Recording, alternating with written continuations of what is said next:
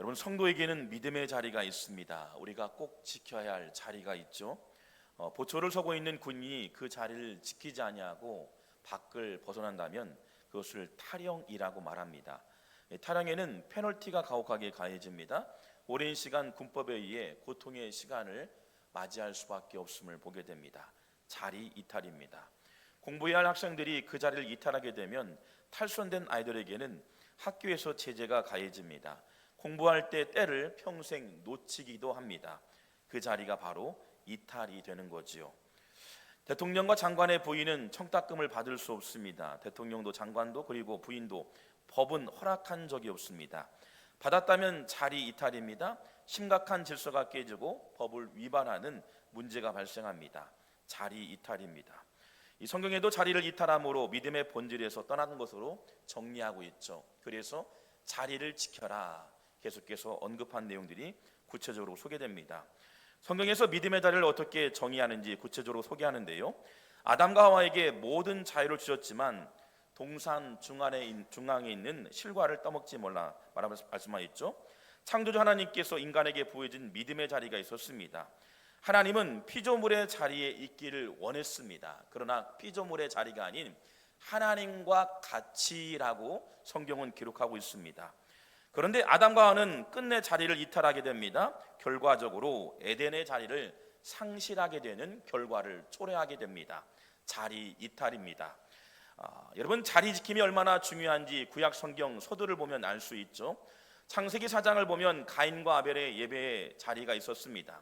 그런데 이 가인은 예배의 자리를 이탈합니다. 그러나 아벨의 자리는 예배의 자리를 사수하고 끝까지 생명을 걸고 지키는 자리, 그래서 첫 제물을 드렸다, 예물을 드렸다고 소개합니다. 창세기 5장을 보면 에녹이 등장합니다. 에녹은 정말 하나님을 신뢰한 사람이었습니다. 그래서 에녹은요 하나님과 동행하는 자리를 증명하듯 하나님과 동행한 사람이라고 성경은 기록하고 있습니다. 믿음의 자리를 지켰던 겁니다. 창세기 6장을 지나서 보면 노아의 홍수사건이 등장합니다. 하나님의 피조물이 지켜야 할 자리를 다 떠나게 되죠. 아무도 그 말씀을 듣지 않습니다. 오히려 그 말씀을 거부하죠. 하나님을 섬겨야 할 사람들이 떠났습니다. 그런데 오직 한 가정, 노아의 가정만은 그 자리를 지켰습니다. 오직 가족만 구원받게 되죠. 믿음의 자리를 지켰던 것입니다. 창세기 9장에 보면 바벨탑 사건이 있죠. 인류가 하나님처럼 높아지려고 했습니다. 피조물이 지켜야 할 자리를 이탈했습니다. 하나님보다 더 높아지려고 바벨탑을 건축했죠. 피조물의 자리를 이탈함으로써 하나님께 버림받는 사건이 됨이 되죠. 성경은 우리에게 자리에 대해 말씀하고 있습니다. 성경에서 믿음의 조상하면 단연 아브라함이죠. 그의 인생에 살아온 발자취와 열매를 보면 금세알 수 있습니다. 아무나 할 수 없었던 독자였던 이삭을 그것도 번제로 드리게 됩니다. 그의 믿음은 순종의 자리에 믿음을 지켰습니다. 바로 믿음의 시작점이 되죠. 갈대아우를 떠나라 말씀하실 때 즉시 말씀대로 준행했던 사람이 아브라함입니다. 그래서 히브리서 11장 8절 말씀 보면 믿음으로 아브라함은 부르심을 받을 때 순종하였더니 장래의 유업을 받았다라고 소개합니다. 순종하면 얻게 된다는 거죠. 자리를 지키게 되면 미래가 그려진다는 겁니다. 하나님이 보장하고 책임져 주신다는 겁니다. 하나님의 말씀이라면 즉시 순종의 자리를 지켰던 아브라함, 그의 신앙 고백이 훗날 영적 믿음의 조상이 될 뿐만 아니라 다윗 가문의 조상 되기도 하고요, 온 인류를 구원의 길로 인도하는 예수 그리스도의 족보의 반열에 서게 됨을 보게 됩니다. 여러분, 오늘 본문의 16장 전체가요 한 가지 이야기를 계속 강조하고 있습니다. 본문 안에 보면 자리를 지키는 사람과 지키지 않았던 사람, 가족들이 등장하죠. 여러분, 이 자리를 이탈했던 인물도 소개됩니다. 저는 믿음의 자리를 왜 지켜야 하는지 본문에 있는 사례를 추적하고자 합니다. 이 사례는요 아내의 자리를 이탈함으로 시작됩니다. 결혼을 했는데 자녀를 얻지 못했습니다. 그러면 말씀대로 끝까지 지키는 게 참 중요하잖아요. 왜냐하면 하나님께서 반드시 때가 되면 주신다고 약속하셨습니다. 그런데 사라의 자리는요 아브라함의 이 아내의 자리였던 거죠. 이 아내의 자리를 이탈하게 됩니다. 그 자리를 누군가에게 이양시켜 버리죠. 여러분, 성경에 보면 아내의 자리를 성경은 이렇게 기록하고 있습니다. 창세기 2장 18절 말씀 보니 이렇게 나와 있어요. 여호와 하나님이 이르시되 사람이 혼자 사는 것이 좋지 아니하니 내가 그를 위하여 돕는 배필을 지으리라 하시니라. 창세기 아담에게 혼자 사는 것이 좋지 아니하여 돕는 배필을 지었다라고 말합니다. 이 사례의 자리는요, 아브라함을 돕는 배필, 그 자리였습니다. 돕는 배필의 자리를 어때요? 박탈했어요. 스스로가요. 돕는 배필, 히브리어 말씀 보니까 에제르 케네크또, 돕기는 돕는데 하나님께서 피조물을 돕듯이, 여러분, 사례가 아브라함을 도울 때 하나님의 놀라운 일들이 일어난다는 거지요. 이 사라는 그래서 하나님 말씀을 거역했습니다. 아브라함에게 주었던 약속의 말씀이 사라 역시 주어진 말씀이었죠. 이 사라가 남편 아브라함을 도울 때 하나님께서 돕는 배필이라고 말한 거죠. 하나님의 말씀을 근거로 해서 돕는 배필이 되었는데 그 자리를 상실하고 박차고 오히려 다른 사람에게 주었습니다. 여러분, 자리 이탈입니다.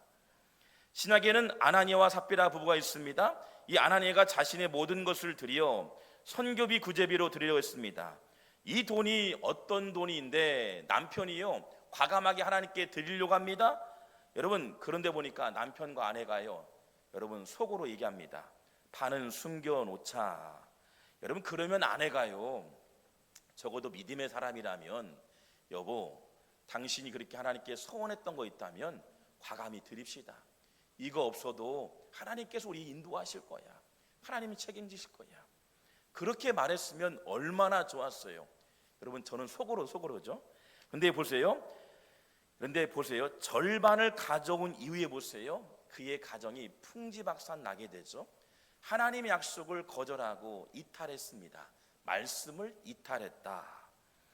여러분, 아내가 돕기는 도왔지만 그런데 잘못된 도움을 통해서 여러분 문제의 발단이 됐었죠. 그래서 하나님의 말씀이 채워진 여자를 통해 자리를 이탈하지 말아야 한다는 것을 성경은 분명하게 경고하고 있음을 보게 됩니다. 오늘 본문의 이야기는 아브라함에게 자녀를 줄 것이다, 네 자녀는 네 몸에서 날 것이라고 약속하고 이루어질 것이라고 성경에 기록되고 있습니다. 근데 사례는 자녀를 낳지 못한다는 자신의 생각으로 남편을 돕는다는 생각으로 또 다른 여인을 붙여주죠. 아브라함에게 주었던 하나님이 약속하신 것은요, 아브라함뿐만 아니라 그 사례에게 주었던 약속의 말씀이기도 합니다. 하나님께서 나에게 영감을 주시고 은혜를 주셔서 갈대아 우르를 떠나게 하시고 또한 지경을 확장해서 별처럼 보레알처럼 하나님의 믿음의 조상으로 사용하신다는 약속의 말씀이 아브라함뿐만 아니라 사라에게도 주었던 말씀이기도 한다는 거죠. 그런데 그 자리를 사라는요, 하갈에게 패스해버립니다. 패스해요. 자리 이탈입니다. 여러분, 인류 위대한 사역이 시작되던 현장 보세요. 정말 아름다웠던 것을 보세요. 노아의 방주를 보세요. 남편에게 하셨던 말씀이요, 온 가족들이 순종함으로써 구원의 방주를 만들게 되죠. 거기에 단 한 사람만이라도 아버지 저 안 합니다, 남편에게 저 여보 나 안 할 겁니다 라고 했다면 구원의 방주는 존재할 이가 없는 거예요. 하나님 말씀으로 여겼던 그 아브라함뿐만 아니라 노아에게도 그렇고요, 그 아내들에게도 동일하게 주신 말씀임을 성경을 말씀하고 있다는 겁니다. 남편에게 주신 말씀이 나에게 주신 말씀이라고 믿어질 때 민족의 새 역사가 쓰여진다는 거지요. 우리에게 각자에게 주어진 자리가 남편의 자리뿐만 아니라 돕는 배필의 아내의 자리, 그 자리를 지킬 때 또한 남편에게 주었던 약속의 말씀이 그 말씀이 생명같이 여기고 내 말씀이라고 주어진 말씀이라고 기억한다면 하나님은 또 다른 새 역사를 쓰시는 하나님이심을 보게 됩니다. 모세도 노아도 아브라함도 위대한 하나님의 사역이 시작되는 시점마다 아내의 자리, 남편의 자리, 말씀이 근간된 자리를 지킬 때, 선한 싸움을 싸울 때 반드시 선한 결과를 얻게 되는 줄 믿습니다. 그렇습니다. 그 약속의 말씀을 붙들고 남편에 주신 말씀이 나에게 주신 말씀입니다. 어쩌면 그 말씀을 실현할 때 인생의 터닝 포인트가 될 수 있는 귀의 말씀이 되는 거죠. 여러분 보세요. 하갈의 자리를 보세요. 주인이었던 사례에게 모진 고난을 만납니다. 창세기 16장 6절 말씀 보니 성경은 이렇게 되고 있어요. 아브라함이 사라에게 이르되 당신의 여종은 당신의 수중에 있으니 당신의 눈에 좋을 대로 그에게 행하라 하매 사라가 하갈을 학대하였더니, 학대라는 단어가 보니까요 혹독하게 괴롭혔다. 여러분 계속 일을 맡겼다. 그리고 심지어는요 매질까지 했다라고 원문에 기록되어 있더라고요. 얼마나 고통이었을까.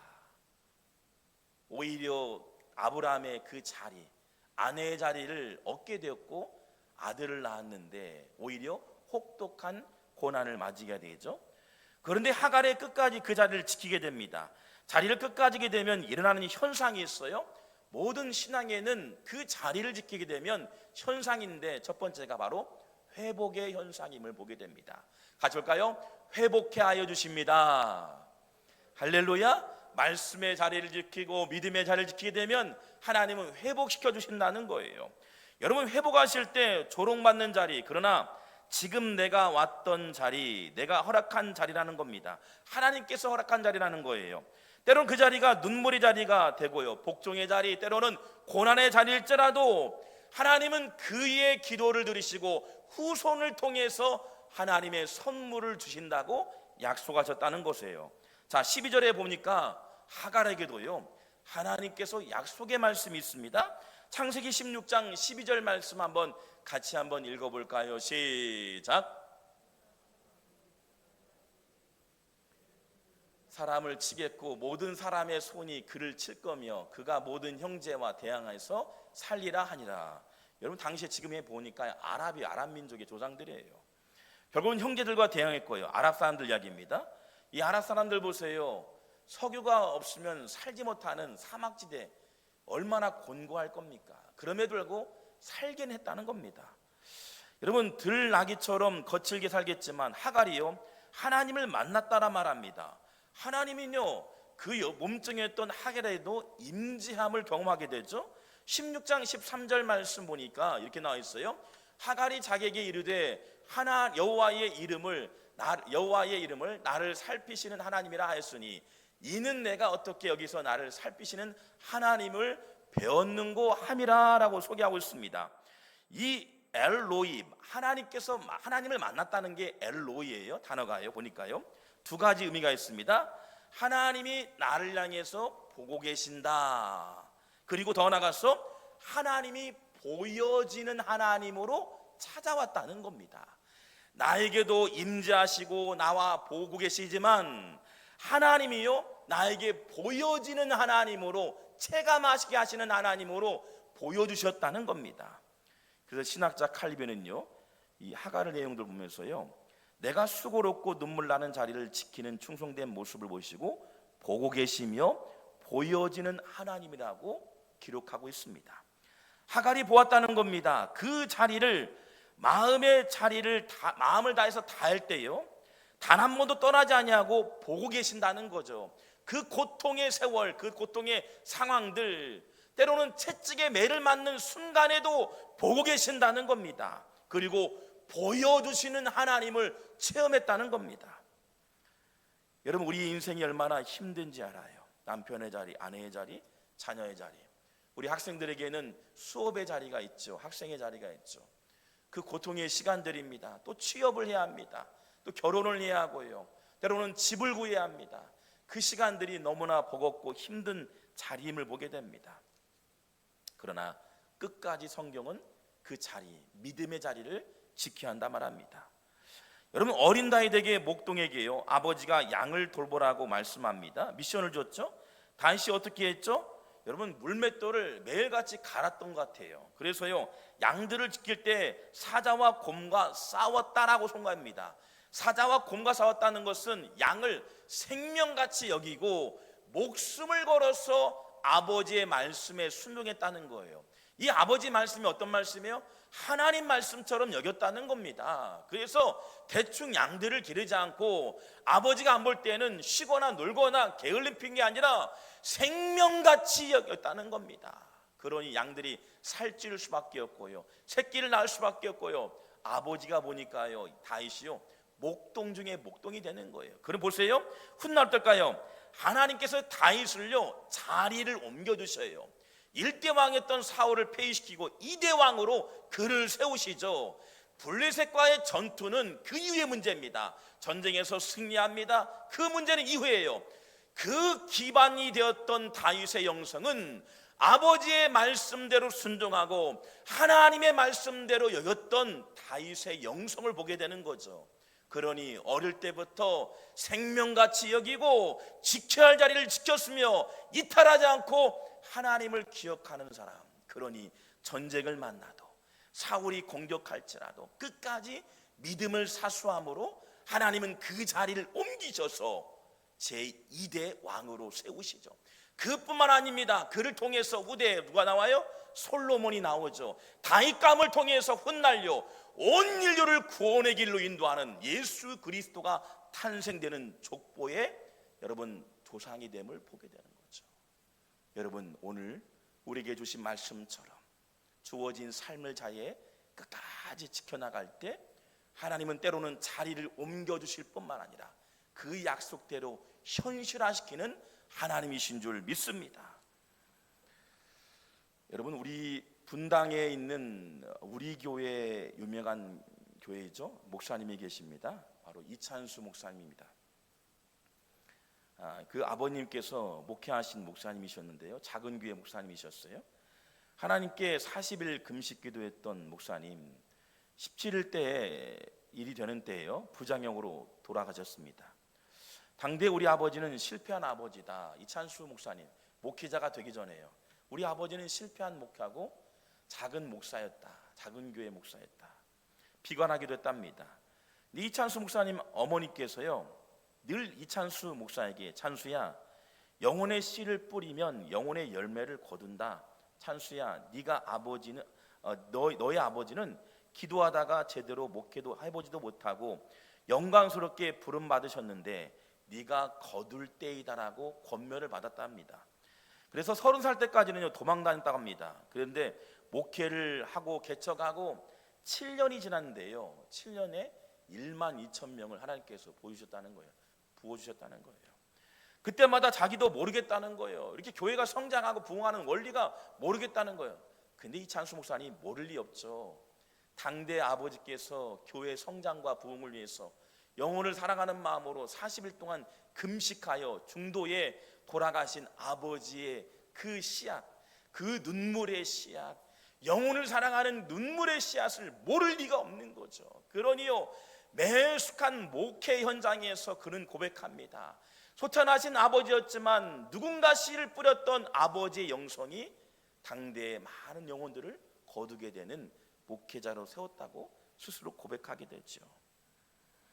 여러분, 그 아버지, 지금은 비어있지만 그 빈자리 가운데 끊임없이 기도했던 아버지의 눈물의 기도가 당대 훗날에 좋은 열매를 맺게 해주신다는 겁니다. 우리 각자에게 주어진 말씀의 자리, 믿음의 자리가 있습니다.